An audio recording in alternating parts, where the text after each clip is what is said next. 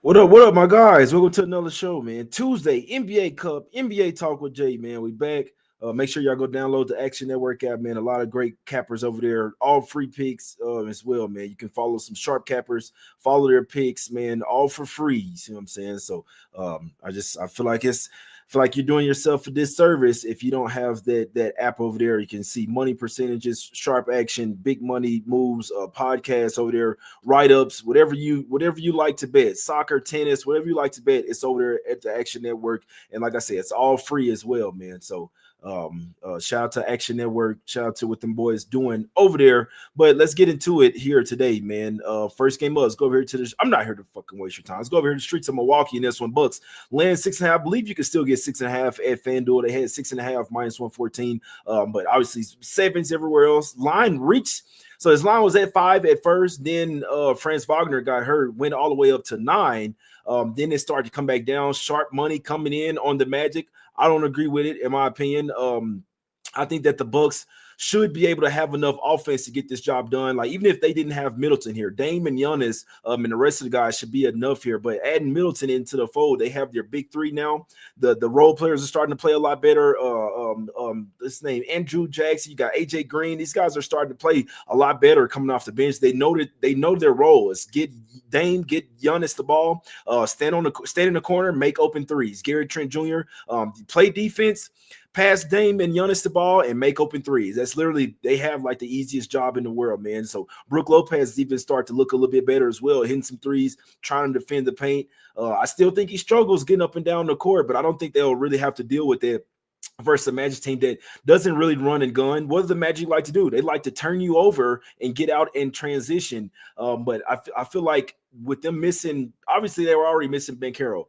Now who had the highest usage rate? It was Wagner. Now when he's out, you got two of your best players out, two of your best ball handlers out as well. Like, I'm willing to say those are the two most important players on the Orlando Magic, and now they're both out. They were able to get a win versus the Phoenix Suns at the house, but this is on the road here as well. So we know that the Magic aren't as good on the road. They're still a top-tier defensive team. I love the way these guys play. Jamal Moses is really coaching these guys up. And you really look at it, they have a lot of tall, lengthy guys. Like, this is like they're like the Monstars off of Space Jam. That's just how the Magic are. But I do expect them to struggle to score in this particular spot. The Bucks pretty much got embarrassed last year in their cup games. So I feel like they've come back this year with a vengeance, man. We know Giannis, he's pretty cheap, man. He's got plenty of money, but everyone on the team says that he's cheap. So he probably want that extra 500,000, man. So we know Dame loves his money, and there's a ton of young guys on the team as well. So I'm sure they would love to get that money, man. But I just feel like this is a Buck spot. I think this line is starting to come back down a little too far. And what I'm thinking is more, I'm like, that's actually good in my opinion. Now, okay, all the sharps on the Magic, now all the money isn't on one side. You see what I'm saying? So I'm not understanding why they buying this line back down. I can understand saying, all right, 8.5, 9 was too much, but the Bucks should win this game by double digits just off offensive alone. And you look at it, I mean, the Bucks have been playing a lot better basketball as well, man. This team is actually quietly, no one wants to talk about it because obviously people love the negative narratives. When the Bucks are doing bad, you'll never hear the end of it. Oh, Dame's over there, it's not working out. Giannis wants to get it traded. Where is Giannis going to go next? Oh, Doc Rivers, he's a horrible coach. Oh, they did better. They did better last year and all this under Adrian Griffin and all this shit. But when they're playing well, you don't hear anything, man. It's just unfair, man, about, you know what I'm saying? That's just life. It's not even just the media. That's just life. That's just the life we live in these days. When things are going well, no one wants to talk about or give you a pat on the back when you're doing well, but you're doing bad, you're going to hear all of their shit and more. The Bucks have won 8 of their last 10 games. You don't hear shit. You don't hear nothing about it. You see what I'm saying? But they've been covering spreads as well. They haven't not covered back-to-back spreads in their last 10 games. So they only covered back-to-back once, but you can see a pattern there. It's been win-loss, win-loss, win-loss. They're coming off a game where they didn't cover versus the Nets. They won the game and didn't cover. I was watching that game. It kind of seemed like the Bucks were kind of working and Elwin. I said, if the Bucks don't cover this game, I think that next game they're going to cover the spread because they just helped. Y'all know me, but they kind of just helped out the Bucks. You see what I'm saying? That game versus the Nets, but In this particular game, I think Bucks -6.5, -7 is the right spot in this one. This should be a little bit more of a defensive game as well. Like Magic probably go under their team total here. I really expect this team to struggle unless Jalen Suggs goes off for 30 points or something. Cole Anthony comes out of the woodworks and scores 25 or some shit like that. I don't see the Magic getting past 100 points here, to be honest with you. I feel like this shit is really going to start to catch up with them. Phenomenal defensive team, but offense, they have plenty to be left. They have plenty to be left desired on the offensive end, man. That's even with Wagner in there as well. So without Wagner and Banchero, I really think it's just too big of a hill for the Magic to climb, especially on the road, especially in a big cup game where the Bucks are at the house. They have a favorable spot here. Like I say, Giannis, Dame, Middleton, Gary Trent Jr., guys like that, Brook Lopez, these guys get to hitting threes, AJ Green. It's just going to, once you get out on the lead versus the Magic, it's really hard for them to come back. Not the best three-pointer shooting team as well. They got KCP. He's going to have to go bunkers for them to have a chance in this one. But I just feel like this is a spot where the Bucks continue to play well. And like I say, their pattern as well would say that they're due for a cover this time around. I think that the Bucks clean the Magic up here. I don't think the Magic can score enough points. So I'd look towards Magic under their team total, and I'd look towards land the points with the Milwaukee Bucks in this particular game. And I think the Bucks get the job done by double digits in this particular game, man. So the only way I could look here is the Bucks. Bucks probably put Bucks in our pockets tonight. I like the Milwaukee Bucks landing 6.5 in this spot. Let's go over here to the streets of Oklahoma City in this one. Thunder land 4.5 versus the Dallas Mavs in this one. And you kind of wonder, man. Quick little story. My son had a basketball game last night. First off, driving 45 minutes in the fucking snow, it's damn near a blizzard. I'm going to my son game, man. They're risking our life, bro. You see what I'm saying? Man, my son's team is not that good. He's the best player on the team, and a lot of times he's the best player on the floor. But you can't just win with one guy. My son's team is just all honest. I mean, it's only one game. They're not that good. You know what I'm saying? But I thought of this because sometimes in the NBA, I could get I made a name for myself for revenge spots, revenge game J. And it's a lot better when teams are a lot more even, right? You know what I'm saying? The team that played my son's team last night, they could probably play 10 times and they're going to smoke them every single time just because it's just a bad matchup. You see what I'm saying? It's just a bad matchup. So, it's only two good players on my son's team. It's him and it's the coach's son. Other than that, it's not looking so good. You know what I'm saying? The big men, the other two teams, the other team had an athletic big men. They're doing whatever the fuck they want in the paint, man. I'm just like, the spread on this game, probably about 16.5, 17.5 points. You know what I'm saying? They end up winning by 26. And I just said to myself, I have to look at this like as far as NBA or college.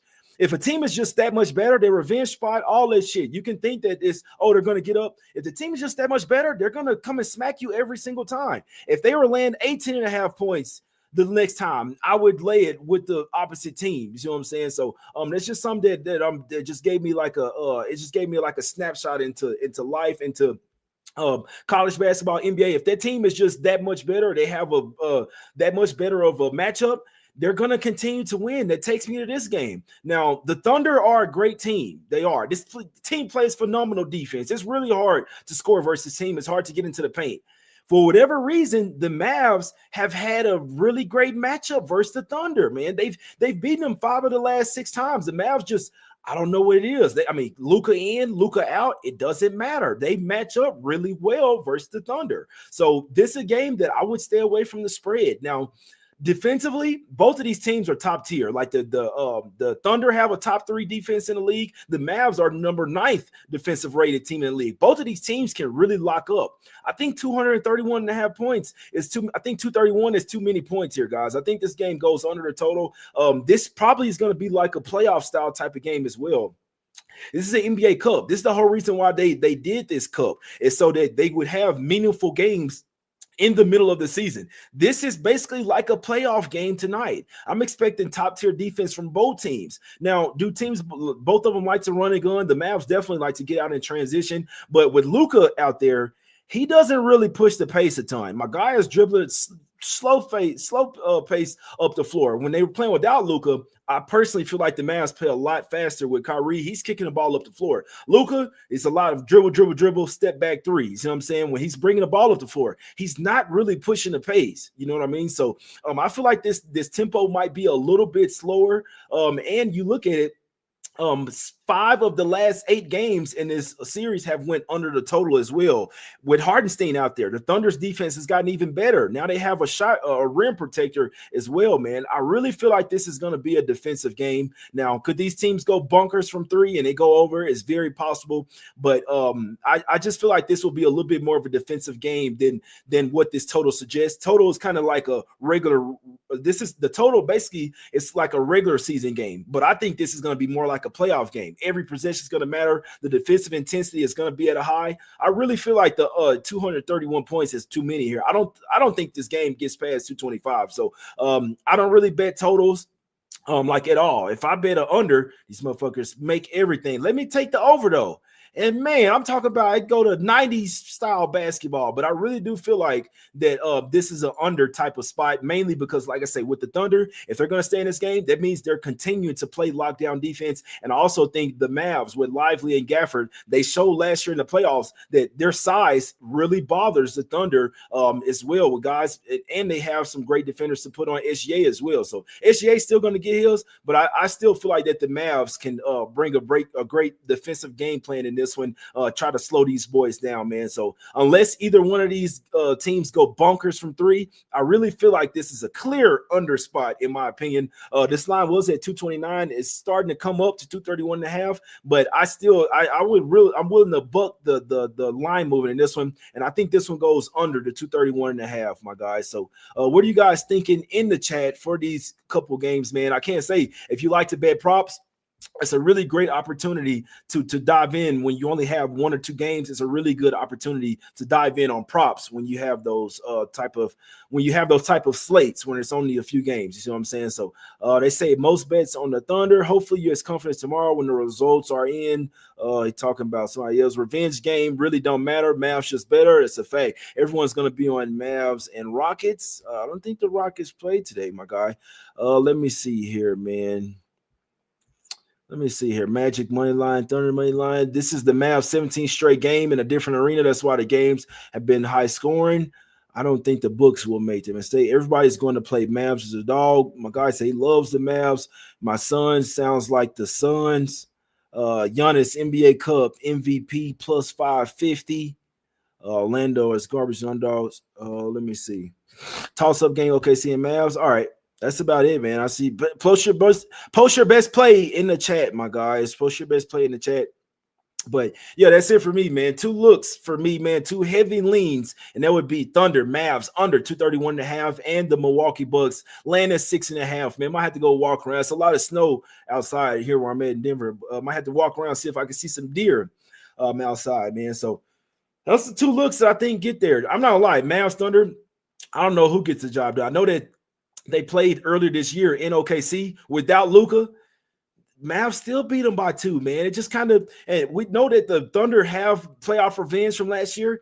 I don't know if it matters, guys. I think if there's a team that has really great athletic bigs, and still obviously have the perimeter scoring. I mean, you think about it, Luka, Kyrie, Klay Thompson, like these guys have 3 really great perimeter scorers that can match with the Thunder. And then when you add in Lively coming off the bench, the Lively was the most important piece of that playoff for the reason why the Mavs beat them last year. Just having Gafford, that's cool. When you have Lively coming in for Gafford, that's when it's a little unfair, in my opinion. So I'm kind of starting to think that the Mavs, they just match up really well with the Thunder, and it's just a bad matchup. Like I was saying with my son's team last night, if they face that team again, I don't think there's going to be a revenge game. I think they're just going to run circles around them once again, man. So, man, the ref called the game with 2 minutes to go, bro. No lie. He said, man, they're down 26. It was 1 minute and 51 seconds left. The ref started unsucking his shirt, bro. Shit's tough. It's tough out here, man. I drove 45 minutes, watched my son and team get smoked by 26 points, bro.